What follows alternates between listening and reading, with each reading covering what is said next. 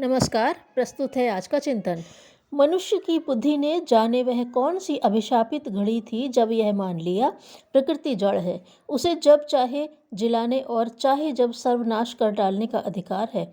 सेवा, सद्भावना, परिपोषण के रूप में प्रकृति को दिए गए अनुदान किस तरह प्रतिफलित होते हैं, यह किसी को देखना हो तो वानमुड़ा के राल्फ सेंटर का इतिहास पढ़कर देख लें, जिसने केवल पौधों के प्रति असीम प्यार करके दुनिया भर के फल फूल एकत्र करने रोपने की कठिन साधना से भौतिक समृद्धि का शिखर पार कर लिया।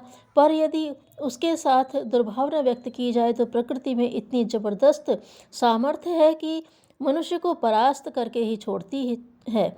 फिर उसे अपने आप में चाहे जितना शक्तिशाली और सामर्थ्य होने का ही अभिमान क्यों न हो। बात अमेरिका के एक छोटे से नगर की है। कोरेफोर्ड नामक व्यक्ति के घर के साथ लगा हुआ एक सुंदर बगीचा था। बगीचे के देखरेख के लिए उसके पिता ने टोनी नामक एक माली नियुक्त कर रखा था। टोनी उस बगीचे की पूरी तरह देखभाल नहीं करता था, तो भी चीकू, अमरूद, आम, नाशपातियाँ आदि सभी फल देते थे। तब आजकल की तरह रासायनिक खादों का प्रचलन नहीं हुआ था।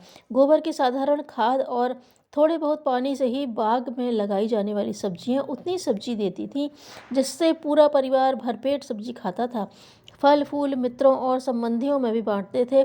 सब और बड़ी प्रसन्नता बिखेर रखी थी थोड़ी सी मिट्टी के इन थोड़े से पौधों ने। दरवाजे के सहन पर उन्हीं दिनों एक पौधा उगाया। यह पौधा मिश्र जाति का था। उसके घर की शोभा निखर उठी थी। दरवाजे पर सघन छाया के अतिरिक्त उसमें नन्हे नन्हे पक्षी बैठकर प्रातः सायं चहचहाते तो वह प्राकृतिक संगीत का आनंद प्रवाहित होने लगता। वसंत ऋतु में उसमें फूल लग जाते तो उसके आकर्षण से मधुमक्खियाँ तितलियाँ दूर दूर से दौड़ी चली आती। विजातीय था तो क्या हुआ, अपनी संतान न थी तो क्या हुआ, आखिरकार था तो वह भी प्रकृति का ही एक नन्हा शिशु, छोटा सा घटक। घर वालों ने उस पौधे को निरर्थक त्रास देना प्रारंभ कर दिया। यह कैसी विडंबना है कि लोग अपनों से जिनसे फल की आशा हो उनके साथ अत्यधिक मोह दर्शाएं और वीरानों से वे समाज शरीर का ही अंश होते हुए भी उपेक्षा, अनादर और अविश्वास बरते।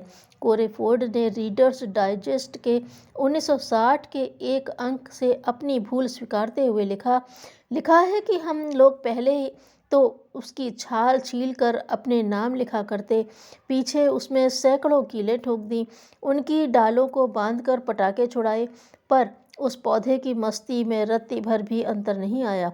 वह अपनी स्वाभाविक गति से वैसे ही विकसित होता चला गया जिस तरह मनस्वी व्यक्ति कठिनाई, बाधाओं, प्रतिरोधों की भी परवाह न करते हुए प्रगति पथ पर निरंतर आगे बढ़ते रहते हैं। अन्याय की सीमा यहीं तक नहीं रही। इन लोगों ने उसके नीचे आग जलाना, खाना पकाना भी प्रारंभ कर दिया, जिससे पक्षीगण वहां से भाग गए। आत्मीयता की भावना से ओत-प्रोत वृक्ष ने अपनी डालें बढ़ाकर उनके आंगन में भी छाया कर दी, तो उन लोगों ने न केवल डालें ही छांट दी, अपितु उसे जड़ से सुखा डालने की गरज से उसमें तमाम सारी जड़ें भी काट डालीं। जिस तरह संत और सज्जन गाली देने वाले के प्रति भी विनम्र, हितैषी और मृदुभाषी बने रहते हैं, उसी तरह उस वृक्ष ने इतनी व्यथा सहकर भी अपनी प्रवृत्ति रोकी नहीं। उसे न जाने किस शक्ति का बल था जो निरंतर बढ़ता ही रहा। इस बीच विलक्षण दुर्घटना घटी। अब तक जो वृक्ष, वनस्पति, पेड़ पौधे इस परिवार के प्रति आत्मीयता, उदारता और सहयोग का भाव रखते थे, अपने एक सजातीय के प्रति दुर्व्यवहार देखकर क्रुद्ध हो उठे। अर्थात उन सब ने असहयोग आंदोलन कर दिया।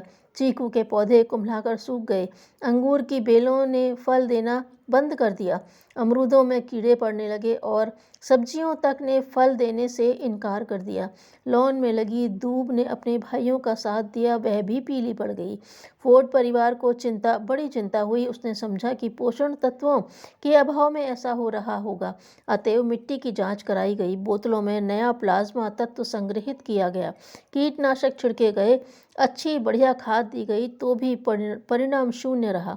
न केवल वनस्पति शास्त्री अपितु रसायनज्ञों और फिजिशियनों तक की सहायता ली गई। उन्होंने भी जो उपाय सुझाए सब प्रयोगों में लाए गए, किंतु समस्या अपने स्थान से टस से मस नहीं हुई। कोरेफोर्ड ने उस समय की अपनी व्यथा व्यक्त करते हुए लिखा है, उस समय मैं बगीचे में जाता तो मुझे हर पौधा नाराज और बीमार प्रतीत होता। यहाँ तक कि झाड़ियाँ जो मेरे लिए निरर्थक थीं वह तक अप्रसन्न दिखती। शायद यह किसी विषाणु के कारण हो। उसकी भी जांच कराई गई, पर रोग शरीर में नहीं प्रकृति के मन में लगता था। अन्यथा वैज्ञानिकों के इतने प्रयत्नों का कोई तो प्रतिफल निकलता।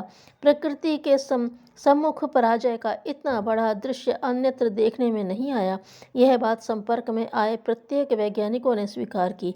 जो पौधे ठीक वैसी ही मिट्टी से अन्यत्र फलते फूलते उन्हें नर्सरी से लाते ही यह मनोव्यथा लग जाती कि पौधा 2 दिन में ही कुम्हलाकर अपने भाइयों के सविनय अवज्ञा आंदोलन में सम्मिलित हो जाता। प्रकृति में इतनी घनिष्ठ सहयोग यदि कहीं सर जॉन स्टुअर्ट मिल को देखने को मिल गया होता तो वे प्रकृति में उपयोगितावाद के सिद्धांत का प्रतिपादन न करते। बड़ी मछली छोटी मछली को खा जाती है, यह लिखने की अपेक्षा वह छोटे छोटे लोगों में भी सहयोग की प्रवृत्ति है, यह प्रतिपादित करते। इस बीच पुनर्जन्म के किसी भयंकर अपराध के प्रतिशोध की तरह उस बड़े वृक्ष की जड़ों ने भीतर ही भीतर ऐसा विकास किया कि दरवाजे के खंभों को ही फाड़ दिया। उससे मकान की चूलें चरमरा गईं। प्रकृति के इस भयंकर प्रतिशोध के कारण फोर्ड परिवार बुरी तरह भयभीत हो उठा। उन लोगों ने अन्यत्र मकान ले लिया और वह घर ही छोड़कर चले गए। प्रकृति परमात्मा की व्यवस्थापिका शक्ति है। यह भूल नहीं करनी चाहिए कि परमात्मा नहीं देखता तो कुछ भी किया जा सकता है। प्रकृति का प्रत्येक तिनका उसका प्रतिनिधि और उसकी सहायक शक्ति है। यह मानकर कहीं भी कुछ भी पाप करने से डर कर ही रहना चाहिए। उसकी उपासना से तो और भी सात्विक परिणाम उपलब्ध किए जा सकते हैं।